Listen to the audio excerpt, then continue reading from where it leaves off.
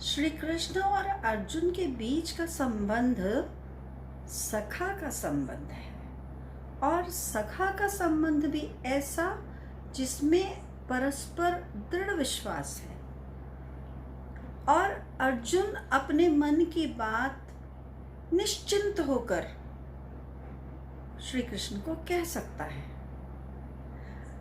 और इसीलिए उसने कह दी। परंतु अब श्री कृष्ण से 2 गाली खाने के बाद 2 गाली खाने से पूर्व वो क्या समझ रहा था?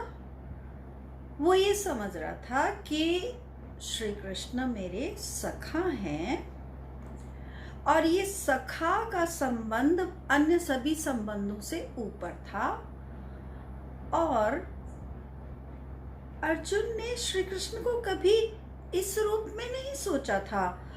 कि ये भगवान हैं, इनकी क्षमता मनुष्य से कहीं अधिक बढ़कर है, ये सृष्टि के रचयिता हैं। ऐसा उसने कल्पना भी नहीं की थी। वो श्री कृष्ण को सखा के रूप में देख रहा है, बस वो सखा के रूप में जानता है श्री कृष्ण को। परंतु आज जब श्री कृष्ण ने उसको 2 गालियां दे दी, एक के बाद एक। पहला उसको ये कहा तेरे में कायरता कैसे आई, वो भी इस स्थान पर खड़े होकर। और फिर कहा कि तेरे में नपुंसकता कैसे आई और ये तेरी सोच इतनी छोटी कैसे हो गई। तो ये 2 गालियां सुनने के बाद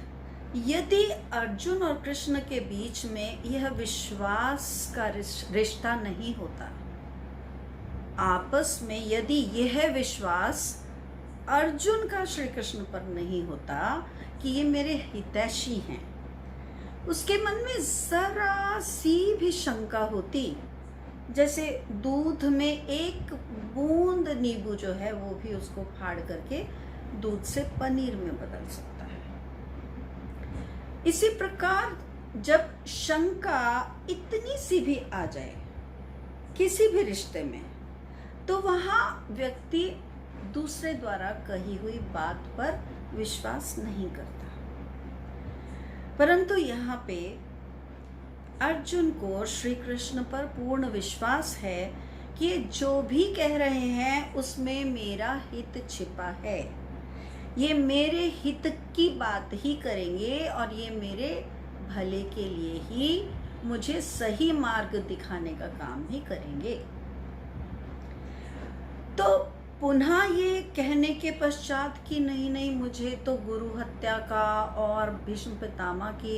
हत्या का पाप लग जाएगा और इनके रक्त से हाथ सन जाएंगे हमारे, और मुझे ऐसा राज्य नहीं चाहिए, ऐसा कहने के पश्चात भी वो तत्क्षण बिना कोई देर लगाए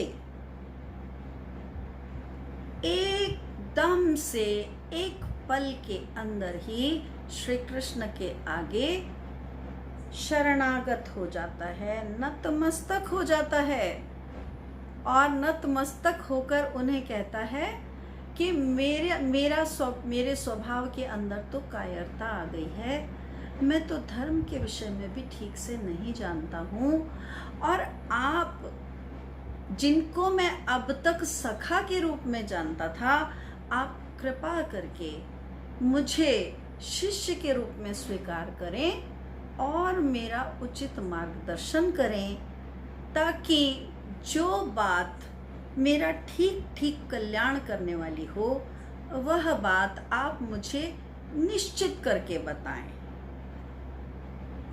क्योंकि धर्म के विषय में भी मेरी बुद्धि भ्रमित है। तो उसने तुरंत स्वीकार कर लिया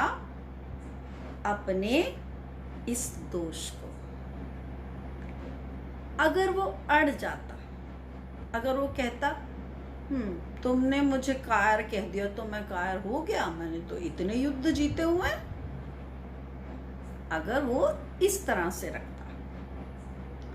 कहीं भी उसके विश्वास में श्री कृष्ण के प्रति यदि जरा सी भी कमी होती तो वो इस प्रकार से सोचता है। परंतु विश्वास की कोई कमी नहीं थी, श्रद्धा की कोई कमी नहीं थी। अर्जुन की जो कृष्ण के प्रति श्रद्धा थी उसमें, चाहे वो श्रद्धा मित्र भाव से थी, सखा भाव से थी, परंतु उस श्रद्धा में भी कोई कमी नहीं थी। और उसे कुछ ना कुछ ये दिखाई दे गया उस समय कि कृष्ण ने प्रयास किया शांति का। ये यही कृष्ण है जिन्होंने शांति का प्रयास किया, और आज यही कृष्ण, वो जानता है कहीं ना कहीं, वो कृष्ण की शक्ति को जानता है, तो वो सोचने की क्षमता रखता है इतना कि कृष्ण अगर आज मुझे ये कह रहे हैं कि तू कायर है, जो इस स्थान पर खड़ा होके कह रहा है मैं युद्ध नहीं करूंगा, और तू नपुंसक है, तो उसने बुरा नहीं माना कृष्ण की बात का। तो सबसे पहली बात जो हमें सीखने को मिलती है कि हम किसी से भी कुछ सीख तब सकते हैं जब हम सबसे पहले अपने दोष को स्वीकारना सीखें। अगर हमने अपने दोष को स्वीकारेंगे भी तब जब हम उस दोष को पहचानेंगे, और यदि हमने अपने ही दोष को पहचाना नहीं, उसे स्वीकारा नहीं, अर्जुन ने तुरंत स्वीकार कर लिया कि हाँ इस समय, क्योंकि उसने वीरता से बहुत युद्ध लड़े थे, तो अंदर उसे पता चल रहा है, अपनी आत्मा से भी पता चल रहा है कि मैं हमेशा वीरों की तरह से मैंने युद्ध लड़े हैं, और इस समय तो मेरा व्यवहार कायरों जैसा ही है, भले ही उसका कारण कुछ भी हो, परंतु इस समय मेरा व्यवहार जो है वो कायर जैसा है, एक नपुंसक जैसा है। तो अपने उस दोष को पूरी तरह से स्वीकार करते हुए और कृष्ण के ऊपर पूर्ण विश्वास रखते हुए, सखा के नाते, वो कहता है, उस समय वो ये सोचता है कि मेरा जो सखा है ये कम से कम मुझसे तो कहीं ज्यादा समझदार है, तो इस समय मेरा मार्गदर्शन इससे अधिक अच्छी तरह से, भली प्रकार से और कोई नहीं कर पाएगा। तो इसलिए वह नाराज होने के बजाय, क्रोधित होने के बजाय, और ज्यादा निराशा में जाने की भी बजाय, ऐसा भी हो सकता था कि वो क्रोधित ना होता तो और अधिक निराशा में चला जाता कि लो अब कृष्ण ने भी मुझे तो गाली दे दी। मगर नहीं, उसे पूर्ण विश्वास है कि ये जो गाली दी गई है इसका कारण है, और ये जो मुझे कहा गया है ये 100% सत्य है। तो ये अर्जुन के बहुत महान गुण हैं, अपने दोष को स्वीकार करना, और सामने वाले को यदि आप अपने से अधिक समझदार पाते हैं तो उसके सामने स्वयं का समर्पण करना, शरणागत हो जाना कि आप हमारा उचित मार्गदर्शन करें। क्योंकि जो विनम्र नहीं होगा, जो विश्वास नहीं रखेगा, श्रद्धा नहीं रखेगा, वह किसी से भी ज्ञान प्राप्त कर नहीं सकता, चाहे वो ज्ञान छोटा सा क्यों ना हो। महान ज्ञान ना हो करके यदि छोटा सा भी कोई कार्य आपको किसी से सीखना है तो सीखने वाले को सदैव विनम्र होना पड़ेगा, और जो सिखाने वाला है, जो बताने वाला है, उससे विनम्रता से ही निवेदन करना पड़ेगा, तभी सिखाने वाला सिखाएगा और सीखने वाला सीख पाएगा। तो अर्जुन के इस महान गुण को यदि संसार में प्रत्येक व्यक्ति अपना ले तो ज्ञान देने वालों की संसार में कमी नहीं, कभी नहीं रही। श्री कृष्ण ने स्वयं कहा है कि मैं किसी न किसी रूप में आता रहूंगा।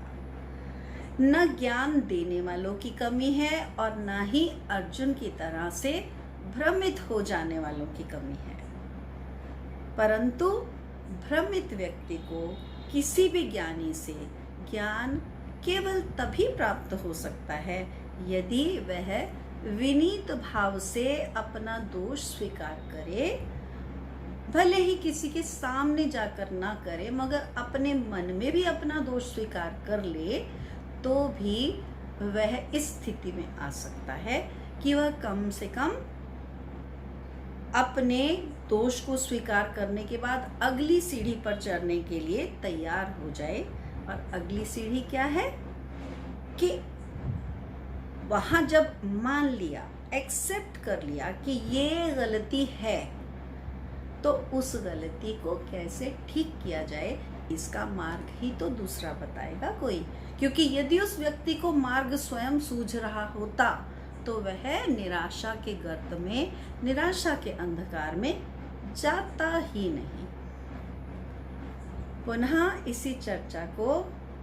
इसी प्रकार से निरंतर करते रहेंगे, क्योंकि जानने के लिए बहुत कुछ है, समझने के लिए बहुत कुछ है। और कोई भी व्यक्ति अगर वो ये समझे कि मैं सब कुछ जानता हूँ